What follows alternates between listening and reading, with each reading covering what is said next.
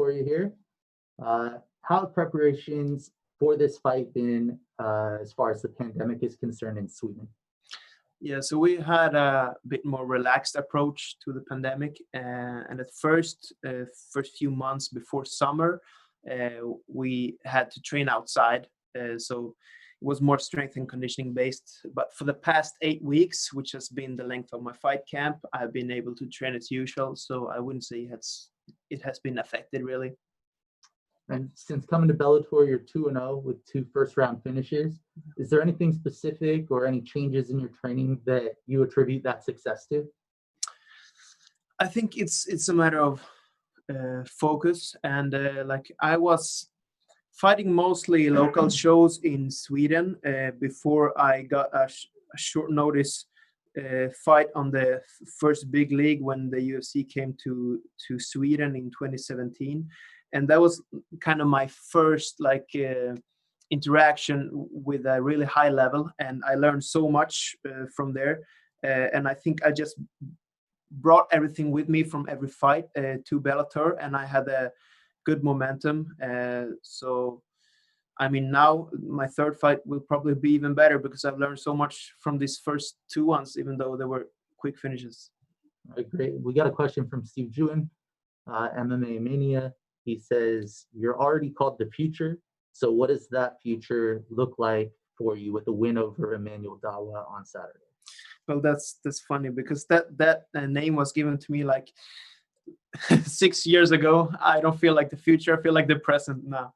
So we can change it to the present. But to answer your question, I'm looking at one fight at a time. So now my focus is on Saturday. But after that, I would really like to fight in Sweden because it's been rumored that Bellator is going to come to Stockholm.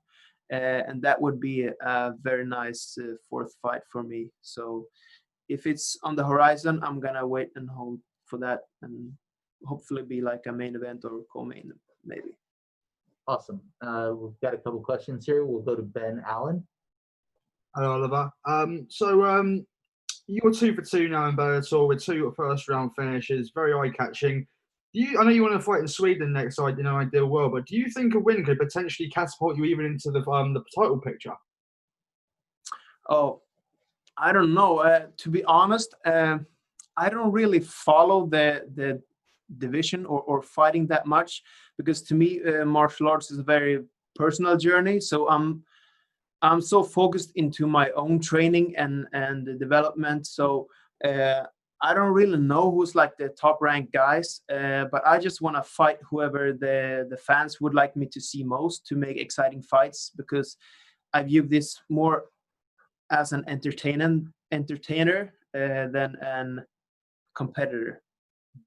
And last one from me, you're going to be taking on Emmanuel Dawa of France, obviously in France on a night of huge significance to the country's mixed martial arts scene. How do you see this fight playing out? And would you take some pleasure in spoiling the party for the French faithful? Absolutely. I think this would be a very entertaining fight because he is a very powerful and athletic, just like me, and comes from 2 finishes.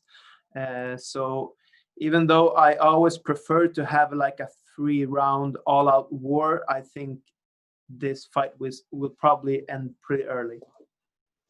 All right, we'll go to Matt. Hi, Oliver. Your nickname, The Future. What does a win over Emmanuel do for your future? Hopefully, it will get me the main event spot of Bellator Sweden next. That's what I'm hoping for. Okay, brilliant. Thanks for that. We'll now go to Donna Corby.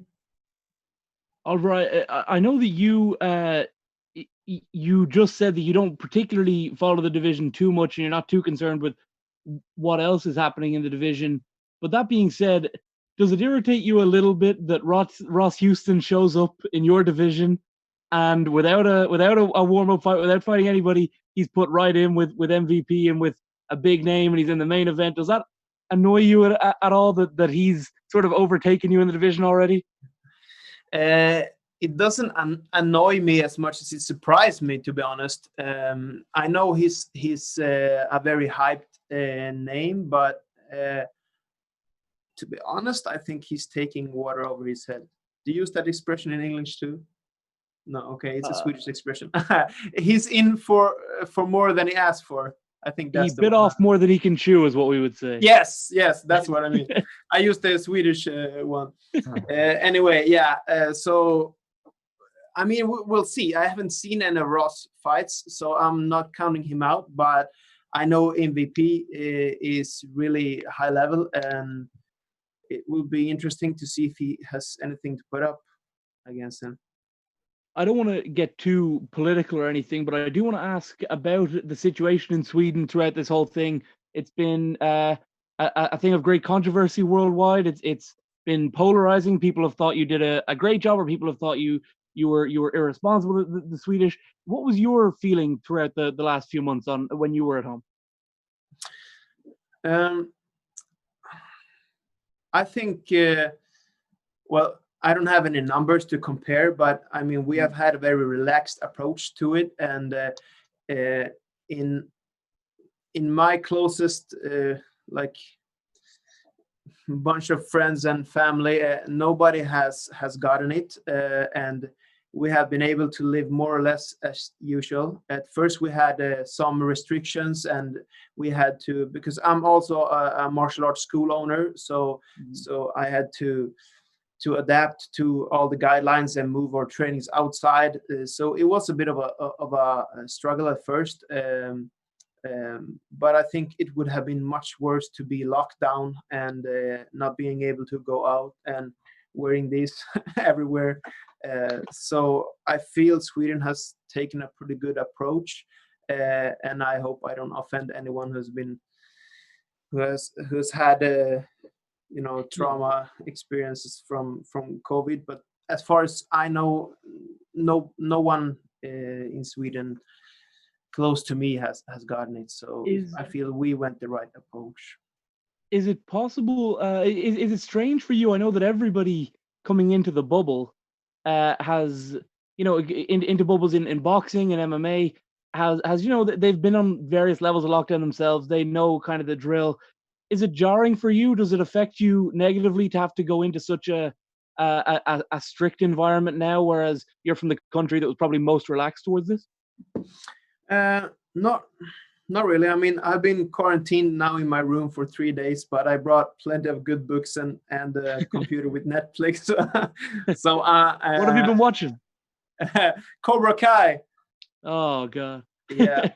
It's a bit nostalgic since I come from a karate background. So yeah, I saved it for this trip. Thank you. Yeah.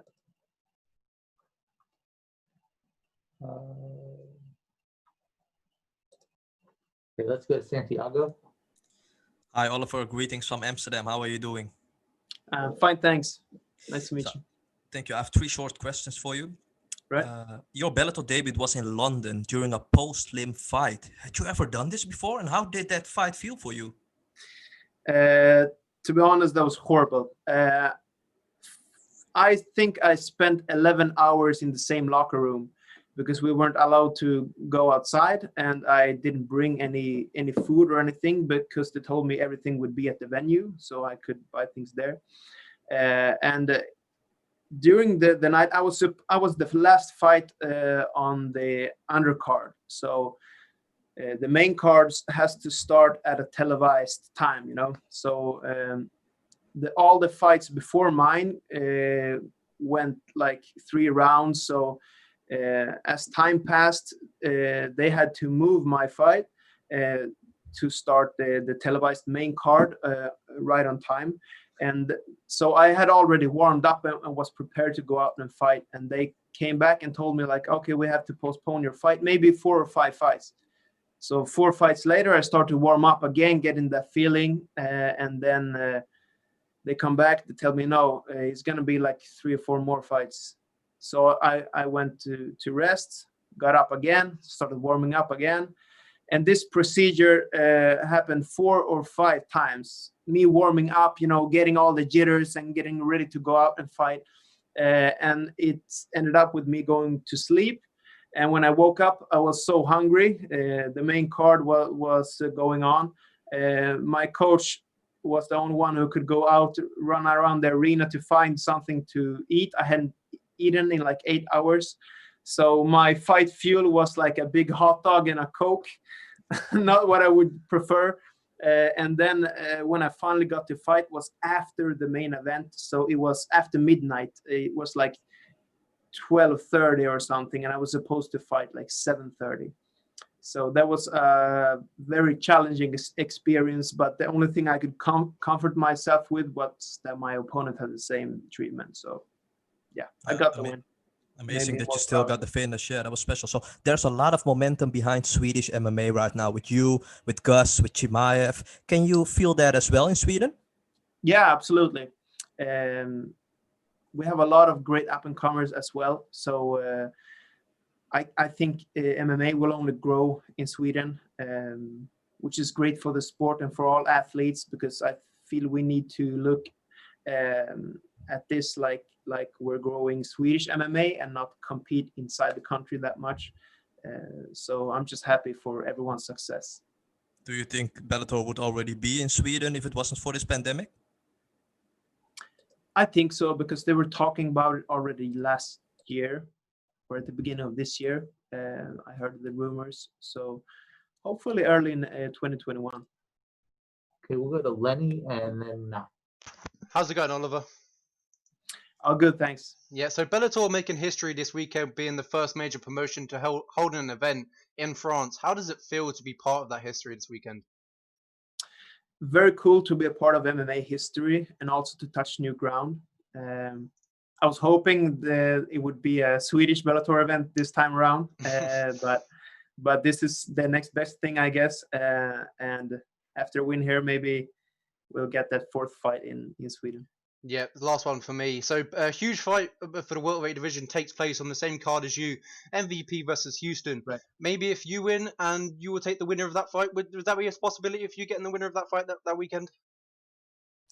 Whatever Bellator and the fans feel like for me, I mostly put focus on myself and my performance. So I don't really care who I face. I don't have a lot of insight into the other fighters in the division, to be honest. To me, fighting is a very personal journey. So yeah, whoever the fans want to see me fight, let's do it. Yeah, thank you so much and good luck this weekend. Thank you. all right, that's actually all we've got. Thank you very All right. much for your time. Cool. Thank you.